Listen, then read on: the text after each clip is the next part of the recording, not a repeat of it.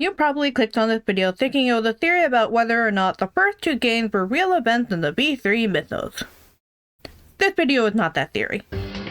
Rather, this is more of a what if the cast of 1 and 2 were told that their memories were erased and that they were brainwashed into being people who never existed.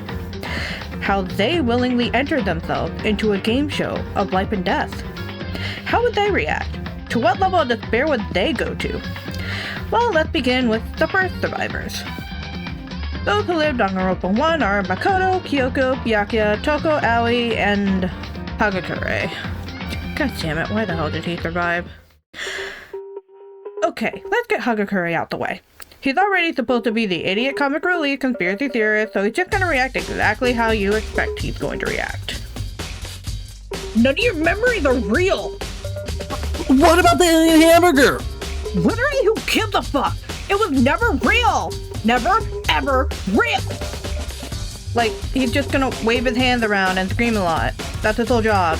He's basically a Muppet. There's a reason he's used as a murder victim in every single demo the series has ever done.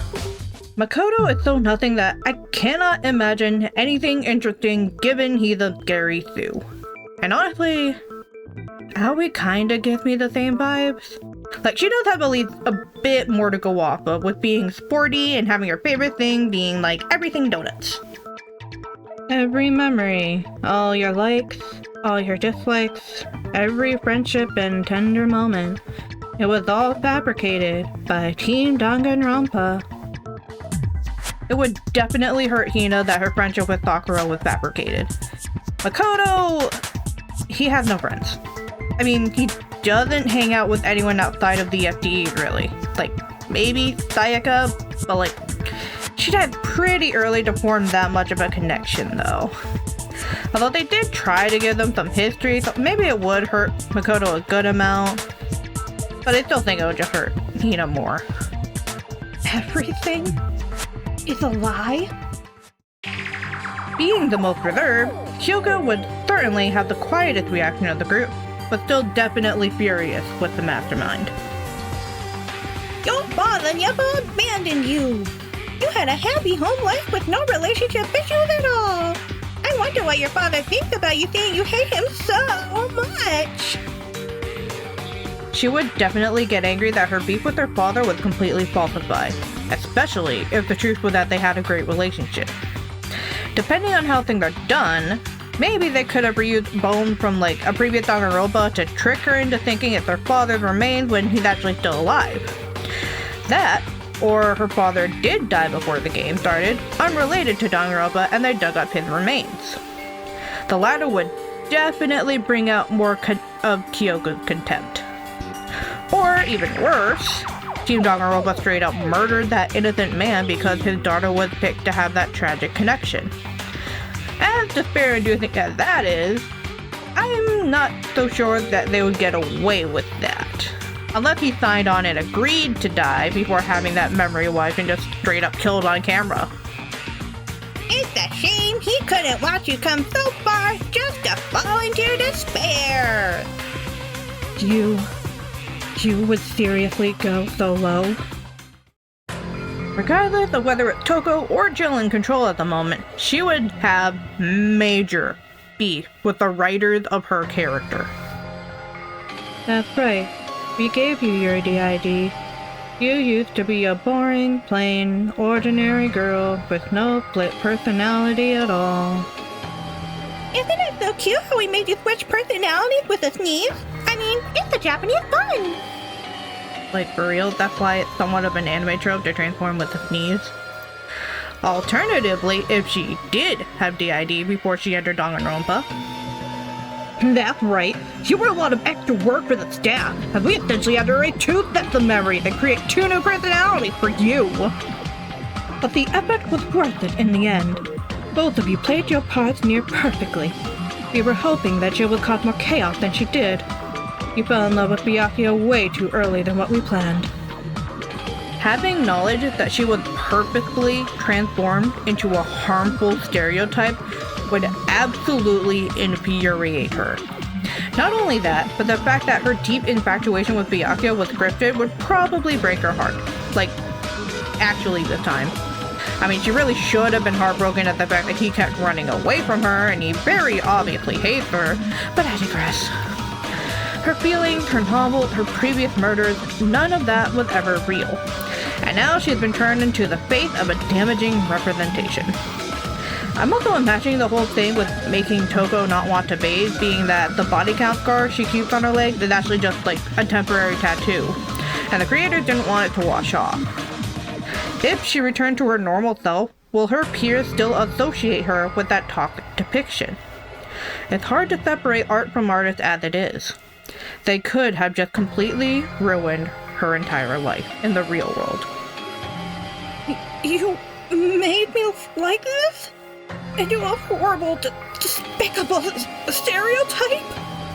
You made me into a serial killer who never actually killed anyone? Now there is one specific reason I left Byakuya for last, and that is because I think he would crumble. You were never rich. You were born poor, you were always poor, and you came to us wanting to die in Danganronpa. You were hoping to go out in a blaze of glory, because no one would have cared if you died as the real you. Byakuya already had a major freakout when he was told his family was dead and money was worthless. Suddenly, we're going even beyond that. If you remember, half of Byakuya's reason to side with Hope was that my family name is still alive because I am still alive. That family never existed. His memories of luxury were completely falsified. There was no legacy, no honor, nothing. His superiority complex would shatter him, as he had always been what he thought was mere insects. That can't be true. I'm not poor. I'm not! Now, would this change the overall outcome? Mostly in the sense of, would they try the Shuichi and Friends method of just not participating to kill the franchise? That part is unclear. I can at least see Byakuya going back to that other half of his reason to choose Hope, being that he vowed to end the life of the mastermind. Would that mean hope or no participation, though? Well, seeing as Makoto was basically created to be the ultimate hope, he might incline everyone to choose the side of hope rather than to do nothing. It is possible that he pushes all that away, but I don't think he would. Mr. Selfish doesn't have enough spine to even cuss properly. You're so full of shit! Now let's move on to the current survivors of Danganronpa 2. At the time I'm making this, 2x2 hasn't come out yet. I might make an addendum in the comments once it is. We'll have to see about that. I also have no clue if they will actually be in the Neo World program or if it will be real life. I mean, it's kinda difficult to fake glitches in the Matrix in real life. Like live and not CGI. Or maybe it's just some edit that they make before the show airs. Anyways, in Baking Danganronpa 2, the survivors are Hajime, Akane, Fuyuhiko, Kazuichi, and Sonia. Once again, I think I'm going to say what I believe would be the hardest hitting twist for last. And we're gonna start with Kazuichi. Kazuichi is Danganronpa 2's Hagakure, a slightly better comic relief character, but still mainly comic relief. Every love triangle, every heartbreak, every rivalry, it was all scripted. Even your talent for something we gave you. The biggest thing that'll hurt him is that he's only a simp because he was scripted to be that way. He really doesn't have much else going for him. Maybe the whole brainwashing to give them talent thing might get to him too, but he's definitely gonna focus on his unrequited love. My feelings for Miss Sonia, they're not real? Akane is also kind of a comic relief. She does have actual plot importance though, being the reason Nekomaru becomes Mekamaru.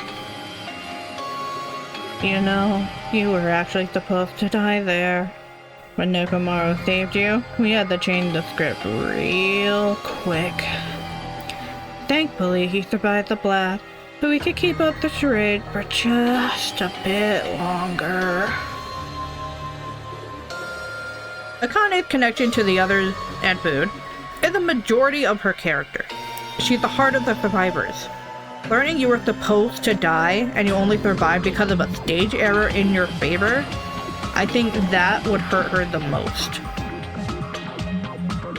You mean you planned my death? You planned Nekomaru's death? You planned everyone's death? You've been brainwashing innocent people to kill? Sonia will definitely ask about how deep the lies go, concerned about her kingdom. You were just some random tourist we interviewed and decided to have on the show. Your kingdom doesn't even exist. We just chose a random singer and an album for some name ideas. This is going to hit her especially hard. To the others, their memories might be fake, but their country and the streets they knew probably still did exist. With Sonia, however, it's all a lie. She lived in a kingdom that was never real. Her entire culture isn't real. Any traditions, the stories she loved to read, none of it existed. It's a step beyond the others in saying everything is a lie. Like, imagine right now if somebody just proved to you without a doubt that the country you lived in your whole life was never real. Which, okay, to be honest, if I was told America never existed and I was brainwashed into thinking that when I actually live in, like, Germany or something, I could probably believe that the nation of the overtop love of guns, barbecue, and Florida man wasn't real. The entire kingdom. All the customs and traditions. All those stories about serial killers I love reading. They're all fake. Fuyuhiko is 100% going to be livid. Yeah, all that stuff about Peko being your family assassin, your younger sister being killed by Mahiru's friend, all that was fake. Before we put you in the game, you had no idea who Mahiro or Peko even was. They weren't a neighbor or a high school crush. Hell, none of you even lived in the same region. Peko killed for his sake, but none of it was real. She died for nothing. Both of them did. Peko saved his life, and for what? They never actually knew each other. There was never even a reason for conflict. Fuyuhiko will be enraged that everything was a pointless slaughter. Fodder for entertainment.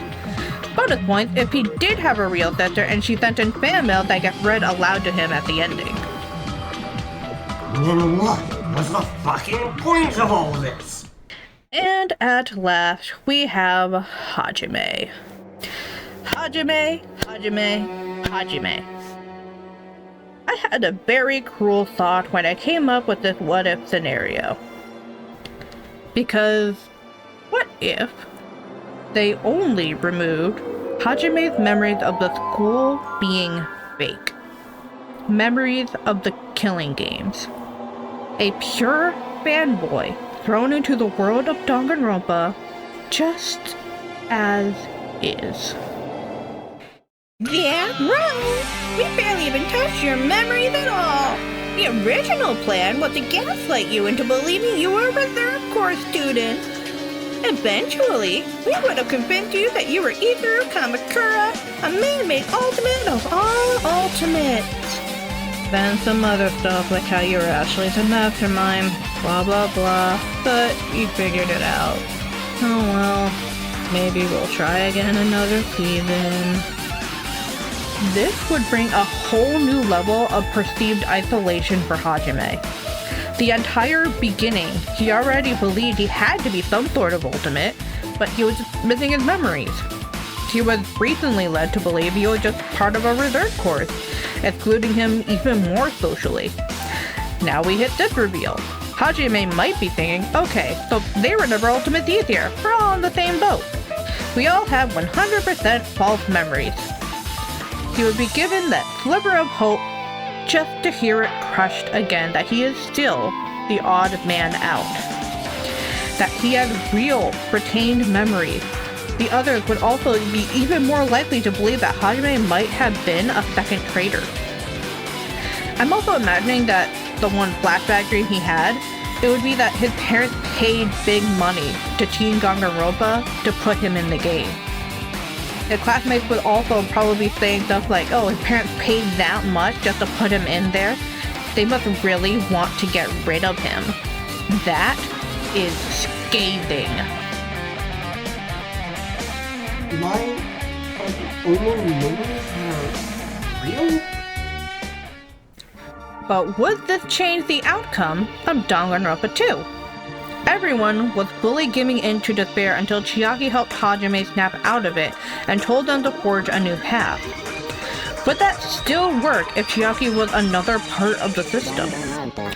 Considering what she says, how her inspiration was to force a new outcome instead of believing in only two options of equal despair in the cast, I believe they would probably just not participate in order to forge that new path.